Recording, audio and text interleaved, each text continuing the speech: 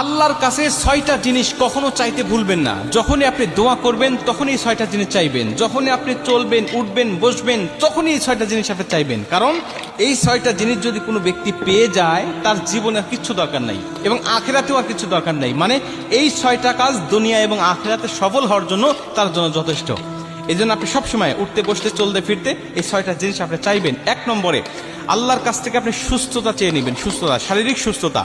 শারীরিক সুস্থতা যে কত বড় নিয়ামত এটা মানুষ অসুস্থ না হলে বোঝে না। মুসা আলাইহিস সালাম একবার আল্লাহকে জিজ্ঞাসা করেছিলেন, আল্লাহ, আমি যদি আল্লাহ হতাম আর তুমি যদি মুসা হতে, কি চাইতে বলো? আল্লাহ বলে, মুসা, এটা কখনো সম্ভব নয়। বললেন, আল্লাহ, সম্ভব নয় আমিও জানি, কিন্তু বলো কি চাইতে তুমি? আল্লাহ বলছে, আমি তখন তোমার কাছে চাইতাম শারীরিক সুস্থতা।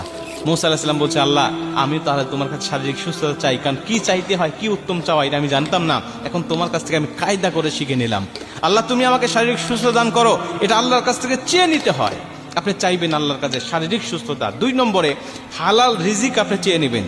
হালাল রিজিক মানুষের জীবনের জন্য কত বড় উপকারী। নবীজি বলছে, যারা হালাল রিজিক থাকে তার ইবাদত আল্লাহর দরবারে কবুল হয়, কিন্তু যার হারাম রিজিক বা হারাম ইনকাম যার মধ্যে আছে, হারাম মাল যারা ভক্ষণ করে, এদের কোনো ইবাদত আল্লাহর দরবারে কবুল হয় না।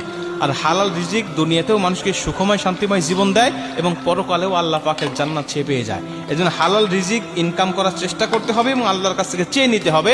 এটা হলো ২ নম্বর। ৩ নম্বরে একটা নিরাপদ বাসস্থান আল্লাহর কাছ থেকে চেয়ে নিবে। নিরাপদ বাসস্থান কেন বলছি? এটা আল্লাহ পাকের পক্ষ থেকে একটা নিয়ামত। কারণ যেই ঘরে মানুষেরা দিন পালন করতে পারে না, ভালো পর্দার ব্যবস্থা নাই, মেয়েদের পর্দার কোনো ব্যবস্থা থাকে না, নামাজের কোনো ব্যবস্থা থাকে না, যেই ঘরটা চতুর্দিকে খোলামেলা বা কোনো রকম ইসলামের গণ্ডির মধ্যে পড়ে না, এই বাসস্থান নিরাপদ নয় বা এই বাসস্থান আল্লাহ পাকের পক্ষ থেকে কল্যাণকর নয়। এই জন্য কল্যাণকর বাসস্থান আল্লাহর কাছ থেকে চেয়ে নিতে হয় যে, আল্লাহ, তুমি আমাকে নিরাপদ বাসস্থান দাও। কারণ দুনিয়াতে থাকতে গেলে, দুনিয়াতে চলতে গেলে একটা নিরাপদ বাসস্থান মানুষের মৌলিক চাহিদার মধ্যে পড়ে এবং এটা খুব প্রয়োজনীয় একটা বিষয়। ৪ নম্বরে নেককার স্বামী অথবা স্ত্রী। সে যদি মেয়ে হয় তাহলে নেককার স্বামী চেয়ে নিবে, সে যদি ছেলে হয় তাহলে নেককার একজন স্ত্রী চেয়ে নিবে।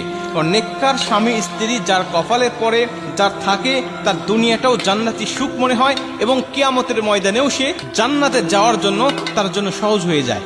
কারণ নেককার স্ত্রী সর্বসময় স্বামীকে দিনের পথে চলতে সাহায্য করে। নেককার স্বামী তার স্ত্রীকে দিনের পথে চলতে সাহায্য করে। আর বদকার স্বামী স্ত্রী তারা নিজেরাও বদকার, নিজেরাও জাহান্নামের পথে হাঁটে এবং তার জীবন সঙ্গীকেও জাহান্নামের পথেই সর্বসময় ধাবিত করে। এজন্য নেককার স্বামী স্ত্রী চেয়ে নিবেন। এটা আল্লাহ পাকের পক্ষ থেকে বিশাল একটা নিয়ামত। যার নেককার স্বামী স্ত্রী আছে তার দুনিয়াটাই জান্নাতি সুখ এবং শান্তিময় হয়ে যায়। এটা হলো ৪ নম্বর। ৫ নম্বরে নেককার সন্তান। ভাই, নেককার সন্তান যে একটা মানুষের জন্য কত বড় প্রয়োজন, যার বদকার সন্তান আছে তার কাছে গিয়ে জিজ্ঞাসা করবেন।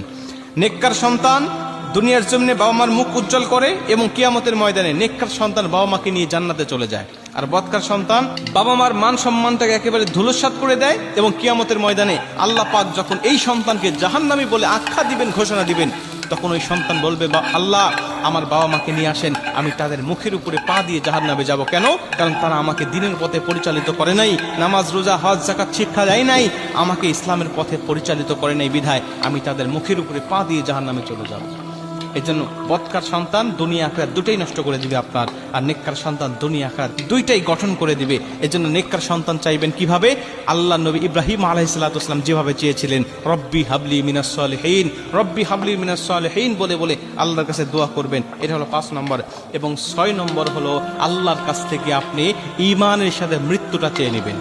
কারণ যার ঈমানের সাথে মৃত্যু হয় তার আর কিচ্ছু প্রয়োজন নাই, তার জীবনটা সফল, তার আখিরাতটা সফল। কারণ আল্লাহ মানুষের সর্বসময় শেষ অবস্থার উপরে বিবেচনা করে তাকে জান্নাতি অথবা জাহান্নামী ঘোষণা দিবেন। আপনি সারা জীবন ভালো কাজ করেছেন কিন্তু মৃত্যুর সময় আপনি বেঈমান হয়ে মারা গেছেন, আপনার